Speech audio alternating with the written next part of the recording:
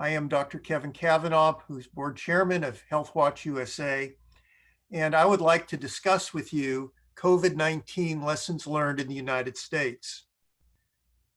Similar to the other presenters, we have learned many lessons from our mistakes.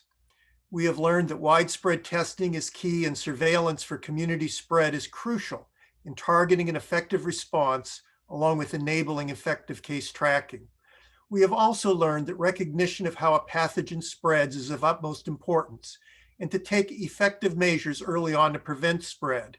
In the case of COVID-19, the lack of prompt recognition that it was aerosolized, and to not enact advisories early on regarding social distancing and the public wearing masks were important missteps in the United States. We have learned of the importance of having an adequate stockpile of supplies and a reliable manufacturing and supply chain, preferably in one's own country. We have learned of the importance of having a national coordinated public healthcare system and universal healthcare. Unfortunately, the United States still has not enacted these strategies. Finally, we have learned about grief and loss, not only for loved ones, but for a way of life, and how grief and reaction to grief are approached and alleviated are one of the keys to successfully stopping a pandemic. Kubler-Ross described the various stages of grief. These stages are applicable to losses experienced by an individual, but also to losses experienced by communities and entire societies. Many of the problems and beliefs we have experienced, which have inhibited our pandemic response, are tied to these stages. For example, denial. The pandemic is a hoax. COVID-19 is no worse than a cold. Anger, exemplified by the politicalization and polarization of our society. Bargaining. The bargaining for ineffective treatments, along with pressure by business owners to open their establishments if they enact certain steps. Despite all of this bargaining, the proposed strategies often would not stop, but instead would fuel the spread of the pandemic. Depression, caused by social isolation and by direct CNS effects of COVID-19. Acceptance.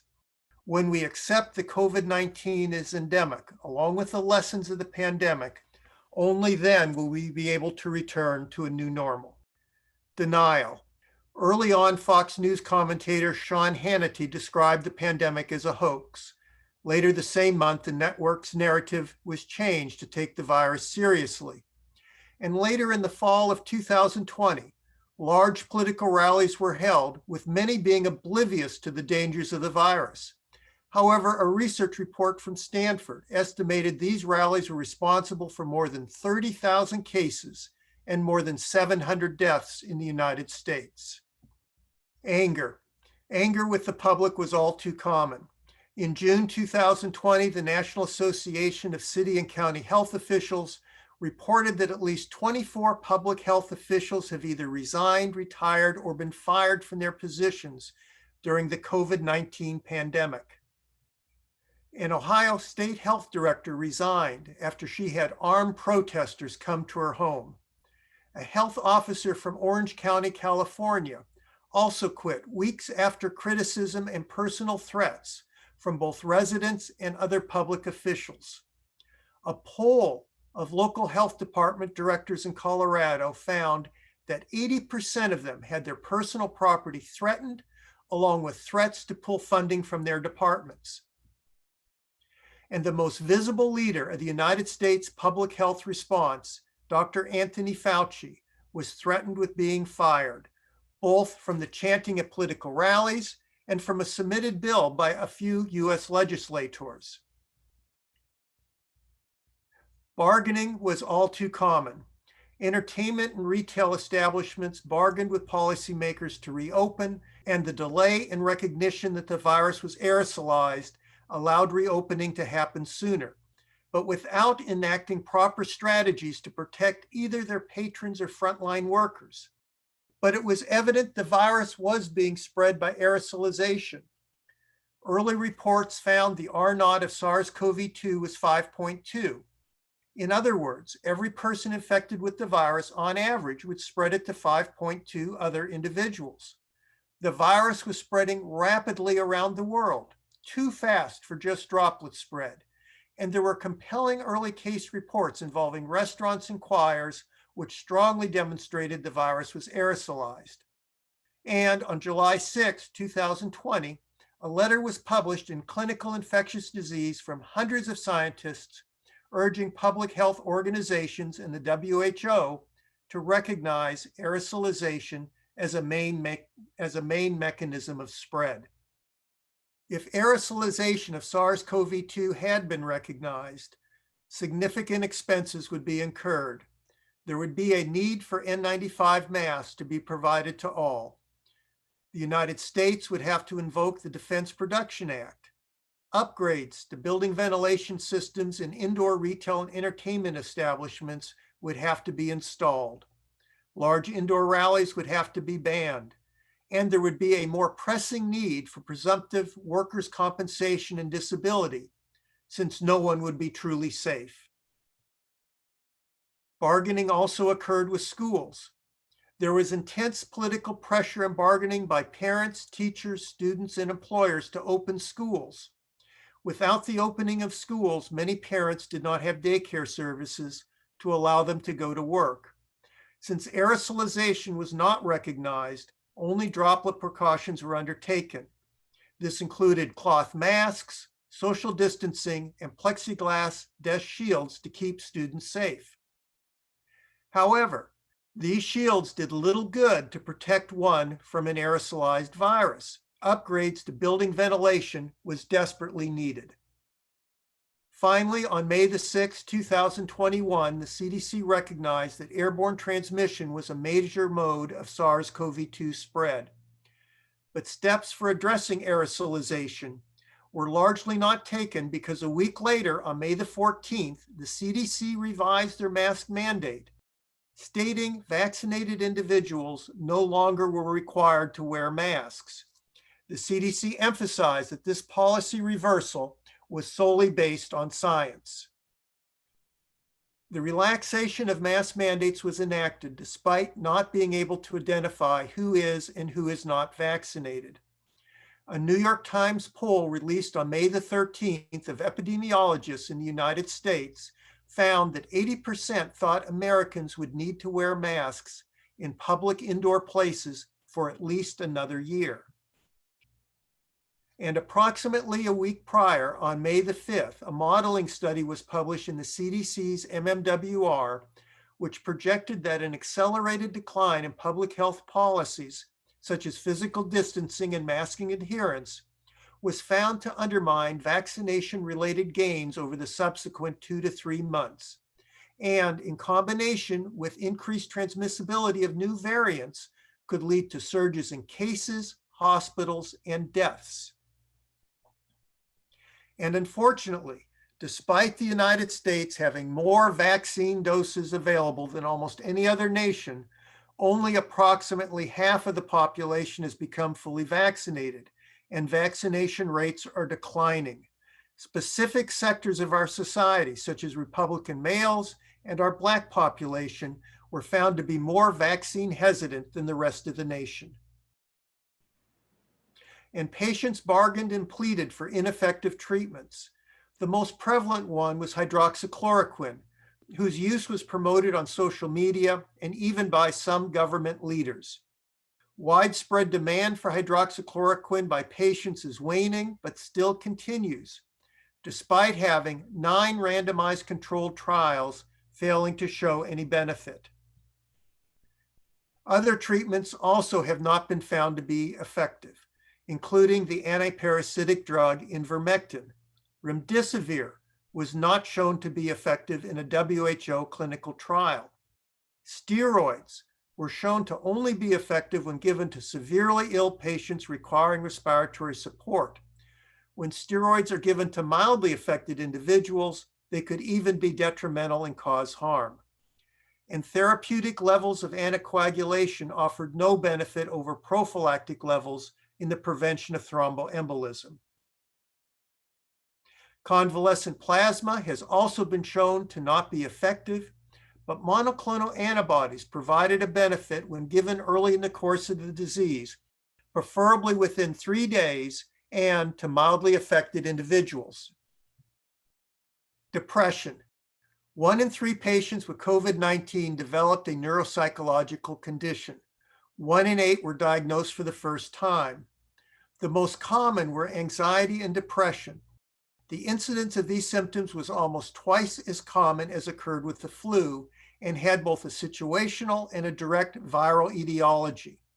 Surprisingly, during the COVID-19 pandemic, there was a decline in suicides in the United States by almost 6%, the largest decline in 4 decades. A similar decline was also seen during the 1918 flu pandemic. Acceptance. Acceptance will allow us to change the way we live for a better normal and to prepare for the next pandemic. Specifically, we need to upgrade and enforce standards of indoor air ventilation and air quality, build a better supply chain for test and testing supplies. This includes PPE, especially N95 masks, and we need to have manufacturing capabilities in the country where they are used. We need to maintain stockpiles of supplies, including therapeutics, tests, and PPE, and we need to have a robust system of testing and reporting for dangerous pathogens, including genomic testing, which is of utmost importance to track viral variants. Acceptance will also mean that we need to have a paradigm shift in our thinking regarding indoor respiratory pathogens, paying as much attention to the enactment of strategies for their prevention as we do for preventing pathogens spread by water and surfaces. Acceptance also means that we need to upgrade our buildings and schools. The New York Times reported that in 1998, over half of the city's schools were in disrepair. But little has changed. A 2020 report from the United States Government Accountability Office found 54% of United States school districts needed to update or replace multiple building systems in their schools. The most common system needing upgrading were heating and ventilation systems, which needed replacement in 41% of the schools in the United States. Finally, as one progressed through each stage of grief, we had misinformation produced by adversaries from abroad and within, promoting a narrative supporting the misconceptions and beliefs of a particular stage, and inhibiting our nation's progression to the final stage of acceptance and the preparation for the next pandemic. False information was being spread widely on the internet. A Carnegie Mellon University study found that nearly half of the accounts tweeting about the coronavirus were likely bots, and that these bots seemed to follow playbooks of the propaganda machines of Russian and Chinese governments. This was confirmed by a Reuters report, which described a European Union document detailing how a Russian disinformation campaign was pushing online fake news. The fake news was in multiple languages, making it harder for the EU to communicate its pandemic response. And recently, the United States government has identified 3 online websites directed by Russian intelligence which spread disinformation regarding the Pfizer and Moderna vaccines. In addition, they also spread disinformation regarding international organizations, military conflicts, protests, and other divisive issues. Even HealthWatch USA was not immune from attempts for it to be used to disseminate disinformation. An August 2020 YouTube comment regarding a presentation at last year's conference was posted by a gentleman who had a YouTube account with 1 subscriber and no videos. The comment asserted that the uptick in the June COVID-19 cases in Sweden was due to an increase in testing. This was a common misinformation talking point in the United States, which tried to discredit the severity of the pandemic, that the uptick in cases was due to increased testing. However, as can be seen by this figure, after the August comment, there was a huge surge in cases over the winter in Sweden, which dwarfed the June case count. Similarly, Sweden experienced its largest surge in deaths over the winter holidays. We cannot set the bar for public health standards at survival. Prior to the pandemic, restaurants were closed if they were a source of E. coli spread and diarrhea occurred in their patrons. With SARS-CoV-2, many advocate opening businesses as long as individuals are not dying, largely ignoring the devastating symptoms of long COVID, which can be observed in up to 10 to 30% of mild to moderate cases. True acceptance will mean embracing a new normal. For example, we will need to enact strategies to mitigate the spread of all airborne pathogens, to have food handlers and preparers wearing masks to prevent both airborne and droplet spread of disease, to expand online ordering and curbside pickup. It is more convenient and it mitigates the spread of disease. We need to embrace vaccinations and the need for boosters in the future. And we need to have hybrid options for work and school. For some businesses and schools, this has resulted in increased productivity and decreased costs. The United States' failures can also be viewed through a different lens. In an upcoming book entitled Uncontrolled Spread, Why COVID-19 Crushed Us and How We Can Defeat the Next Pandemic by former FDA Commissioner Scott Gottlieb, he wrote, "A system-wide failure across government institutions left the nation blind to the threat and unable to mount an effective response. We prepared for the wrong virus. We failed to identify the contagion early enough and became overly reliant on costly and sometimes divisive tactics that couldn't fully slow the spread.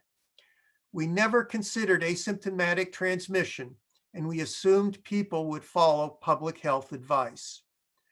Key bureaucracies like the CDC were hidebound and outmatched. Weak leadership aggravated these woes. We didn't view a public health disaster as a threat to our national security." True acceptance is going to mean that we need to embrace a new normal. And the key take-home message is that it is of utmost importance that we need to learn from this pandemic and prepare for the next.